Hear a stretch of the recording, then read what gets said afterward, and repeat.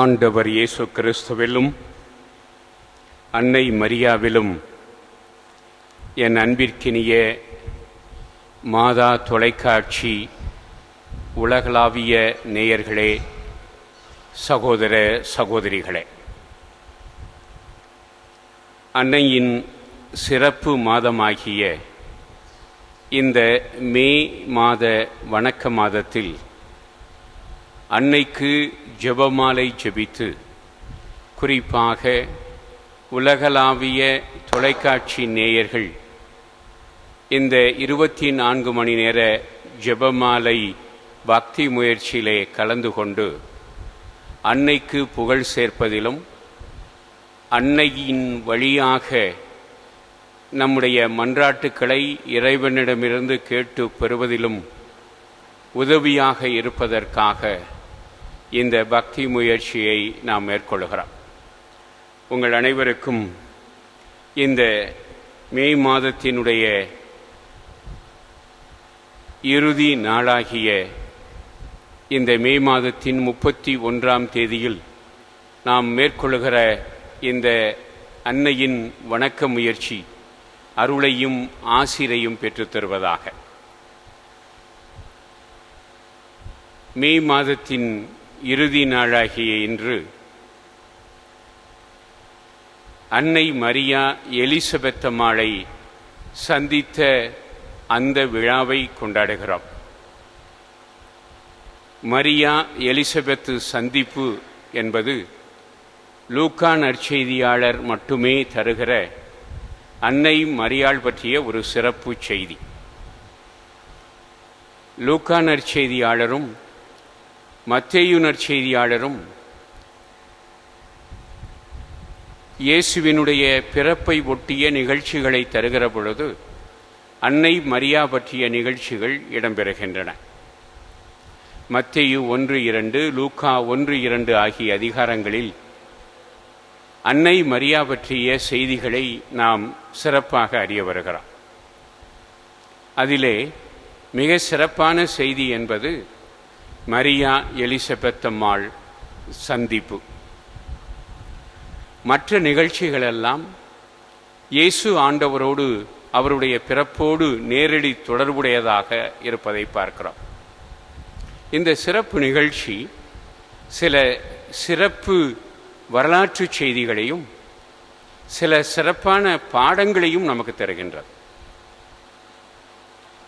அன்னை மரியா எலிசபெத் அம்மாளை சந்திப்பதற்கு முன் அவர் தயாரானதை என்ற நற்செய்தியினுடைய முதல் வசனம் நமக்கு சொல்கிறது.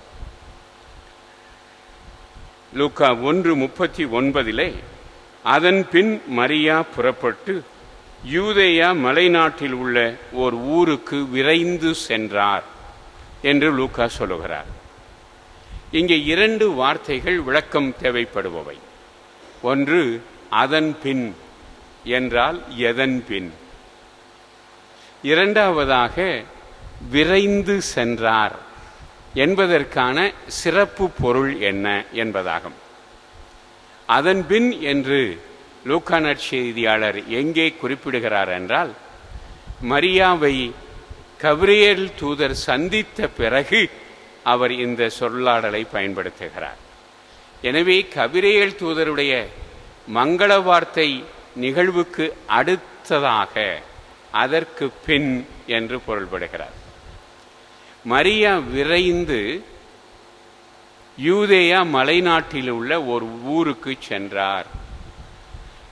யூதேயா மலைநாட்டில் உள்ள ஓர் ஊர். அது எந்த ஊர்? அதனை லூக்கா பெயர் சொல்லி குறிப்பிடவில்லை. ஆனால் மரபு ஐன் கரீம் என்ற ஊரை குறிப்பிடுகிறார்.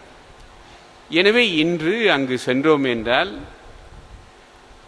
எலிசபெத் அம்மாளுடைய வீடு, சக்கரையாவோடு இணைந்து அவர் குடும்பம் நடத்தி தன்னுடைய மகன் திருமுழுக்கு யோவானை பெற்றெடுத்த வீடு இன்று பேராலயமாக இருக்கிறார்.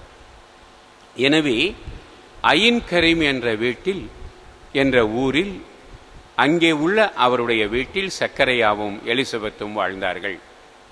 அந்த வீட்டிற்கு பயணமானார் அன்னை மரியா. விரைந்து சென்றார் என்று சொல்லுகிறார் லூக்கா. விரைந்து என்ற சொல்லுக்கு வழக்கமாக உடனடியாக, வேகமாக என்று நாம் அர்த்தம் கொள்வோம். ஆனால் இங்கே இரண்டு விவிலிய பொருளில் லூக்கா அதனை பொருள்படுத்துகிறார். விரைந்து என்ற சொல்லுக்கு விவிலிய அடிப்படையிலே முதலில் மிகுந்த ஆர்வத்தோடு என்று பொருள். மிகுந்த ஆர்வத்தோடு அன்னை மரியா அங்கு சென்றார். இரண்டாவதாக இறை திருவெளிப்பாட்டிற்கு பணிந்து என்று பொருள். இறை வெளிப்பாடு எங்கே நிகழ்கிறது? கபிரியேல் தூதருடைய சந்திப்பிலே நிகழ்கிறது. என்ன கபிரியேல் தூதர் சொல்லுகிறார்? முதலிலே, அருள் நிறைந்த மரியே, ஆண்டவர் உம்முடனே, உம்மில் இறை மகன் கருவாகிறார் என்ற செய்தியை சொல்லுகிறார். அதற்கு அடுத்த செய்திதான், உம்முடைய உறவினரான எலிசபெத்தும் தன் முதிர்ந்த வயதில் ஒரு மகனை கருத்தரித்திருக்கிறார் என்ற செய்தி. இந்த செய்தியை அவர் நம்புகிறார். வழக்கமாக பெண்களை பொறுத்த அளவில் இளமையில் குழந்தைகளை கருக்கொள்ள வேண்டும். முதுமையில் குழந்தைகளை பெற்றெடுப்பது என்பது ஆசீர்வாதம் அல்ல. எனவே எலிசபெத் அம்மாளை பொறுத்த அளவிலே அவர் 2 முறை சபிக்கப்பட்டவராக இருந்தார் என்று விவிலிய அறிஞர்கள் கூறுகிறார்கள். அவர் ஒன்று இளமையில் குழந்தையை பெற்றெடுத்திருக்க வேண்டும். அவருக்கு இளமையில் அந்த பாக்கியம் கொடுக்கப்படவில்லை. அதற்கு பதிலாக முதுமையில் அவர் குழந்தையை கருத்தரித்திருக்கிறார். அது கேலிக்குரியதாக, சாபத்திற்குரியதாக பொதுவாக பொருள்படும். அப்பேற்பட்ட ஒருவர், முதுமையில் நிகழாத ஒன்று ஒரு பெண்ணுக்கு அது நிகழ்கிறது என்று கபிரியேல் தூதர் சொன்னதை அன்னை மரியா விசுவசித்தார், நம்பினார். அதுதான் இங்கே தரப்படுகிற முக்கியமான செய்தி. இறை வெளிப்பாட்டிற்கு பணிந்து அன்னை மரியா, அவருக்கு சொல்லப்பட்டது, இறை வெளிப்பாட்டில் சொல்லப்பட்டது உண்மையிலேயே நிகழும் என்று நம்பினார். எனவே அங்கு செல்கிறார். இதுதான் அன்னை மரியாவினுடைய சிறப்பு. அவர் கடவுள் காட்சியிலே சொன்னது நிறைவேறும் என்று நம்பினார். அதன் காரணமாக ஒரு இளம்பெண் அயின் கரீம் என்ற ஊர், நாசரேத்தூரிலிருந்து 90 மைல் தூரம், 120 கிலோமீட்டர் தூரம், அதனை இளம் பெண்ணாக அதனுடைய ஆபத்துக்களை பற்றியெல்லாம் கவலைப்படாமல் அந்த பெரும் பயணத்தை மேற்கொண்டு எலிசபெத்திற்கு வாழ்த்து சொல்ல வேண்டும், அவரோடு அவருடைய உறவினர்கள் இருக்கிறார்கள் என்பதனை எடுத்து காட்ட வேண்டும் என்பதற்காகத்தான் அன்னை மரியா அங்கே செல்கிறார். இறுதியிலே 3 மாதம் அவர் தங்கியிருந்து, இவர் ஏறத்தாழ 6வது மாதத்தில், எலிசபெத்தினுடைய 6வது மாதத்தில் சென்று 9வது மாதம் வரைக்கும், குழந்தை பிறப்பு வரைக்கும் இருந்து அவர் வருகிறார். எனவே இப்படி அன்னை மரியா அன்பின் அப்போஸ்தலராக செயல்படுகிறார் என்று லூக்கா சொல்ல விரும்புகிறார். எனவே இந்த பகுதியின் செய்தி என்ன என்று சொன்னால், முதல் செய்தி, அன்னை மரியா அன்பின் அப்போஸ்தலர், அப்பாசில் ஆஃப் லவ். எனவே எலிசபெத் அம்மாள் மேல் கொண்ட அன்பை தன்னுடைய பயணத்தினுடைய சிரமங்களை பாராமல், பயணத்தின் பாதுகாப்பின்மையை பொருட்படுத்தாமல் அங்கே பயணித்து அவருக்கு உதவி செய்ய செல்கிறார். அது அவருடைய அன்பின் வெளிப்பாடு. அதை அவர் இறை வெளிப்பாட்டிலிருந்து அறிந்தார், அதை நம்பினார். இரண்டாவது, இவர்களுடைய சந்திப்பு மிக அழகான சந்திப்பாக இருக்கிறார். இந்த சந்திப்பிலே இவரை பார்த்தவுடன் எலிசபெத் அம்மாள் அதுவரைக்கும் வீட்டுக்கு வெளியே வராமல் வீட்டுக்குள்ளேயே முடங்கி கிடந்தவர். இந்த ஊர் என்ன சொல்லும், உலகம் என்ன சொல்லும், முதிர்ந்த வயதிலே கர்ப்பிணியாகி இருக்கிறேனே என்று அவர் வீட்டிற்குள் முடங்கி கிடந்தவர். அவர் வெளியே வந்து மரியாவை பார்த்தவுடன் பெண்களுக்குள் ஆசி பெற்றவர் நீர் என்று சொல்லுகிறார். உம் வயிற்றில் வளரும் குழந்தையும் ஆசி பெற்றது என்று சொல்லுகிறார். இங்கே டபுள் பிளஸிங், மாதாவுக்கும் தாய்க்கும் ஆசீர் கொடுக்கப்படுகிறது ஒரு முதிர்ந்த பெண்ணால். அதே போல அவருடைய வயிற்றில் வளருகிற குழந்தைக்கும் ஆசீர் கொடுக்கப்படுகிறது. எனவே கடவுளால் இவர்கள் இருவரும், தாயும் பிள்ளையும் ஆசீர்வதிக்கப்படுகிறார்கள் என்பதனை எலிசபெத் அம்மாள் எடுத்துச் சொல்லுகிறார். எனவே இன்னொரு முக்கியமான செய்தியை சொல்லுகிறார். என்ன? என் ஆண்டவரின் தாய் என்னிடம் வர நான் வாய்ப்பு பெற்றது எப்படி, அல்லது நான் யார்? ஆண்டவருடைய தாய் மரியாள் இறைவனின் தாய் என்பதனை உலகிற்கு முதலில் எடுத்துச் சொன்னவர் எலிசபெத் அம்மாள். அவரும் அந்த வெளிப்பாட்டை பெற்றிருக்கிறார். எனவே இப்படி அன்னை மரியாளை அவர் புகழ்ந்து பாராட்டிவிட்டு அவருடைய வயிற்றிலும் ஒன்று நிகழ்கிறது, அதனையும் சொல்லி முடிக்கிறார். உம் வாழ்த்துரை என் காதில் விழுந்ததும் என் வயிற்றினுள்ளே குழந்தை பேரு உகையால் துள்ளீற்று என்று சொல்லுகிறார். எனவே ஒரு சந்திப்பு என்பது இரண்டு நபர்களை அல்லது இரண்டு குழுக்களை பாதிப்பதாக இருக்கிறார். எந்த சந்திப்பும் இரு சாரார் அல்லது இரு நபர்களை சார்ந்ததாக இருக்கிறது. ஒரு நபருக்கு மட்டும் நல்ல விளைவுகளையோ தீய விளைவுகளையோ எடுத்துப்படுத்துவதில்லை. அது எதுவாக இருந்தாலும் இரு சாராரையும் பாதிக்கிறார். அதைத்தான் எலிசபெத் அம்மாள் சொல்லுகிறார். அன்னை மரியாளுடைய சந்திப்பு என்பது அன்னை மரியாவுக்கு மகிழ்ச்சியை தந்தது, அதே போல எலிசபெத் அம்மாளுக்கும் சந்திப்பை தந்தது, கூடுதல் மகிழ்ச்சியை அவருக்கு தந்தது. அதன் விளைவாக என்ன நடக்கிறது என்றால், அங்கே குழந்தை வயிற்றினுள்ளே அக்களிப்பால் துள்ளீற்று என்று சொல்லுகிறார்.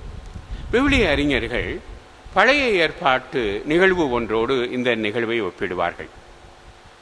தாவீது அரசர் பல ஆண்டுகளாக பாலைவனங்களிலே உலாவி வந்த கடவுளுடைய பேழை, அதனை எருசலேமுக்கு கொண்டு வர வேண்டும் என்று முடிவு செய்கிறார்.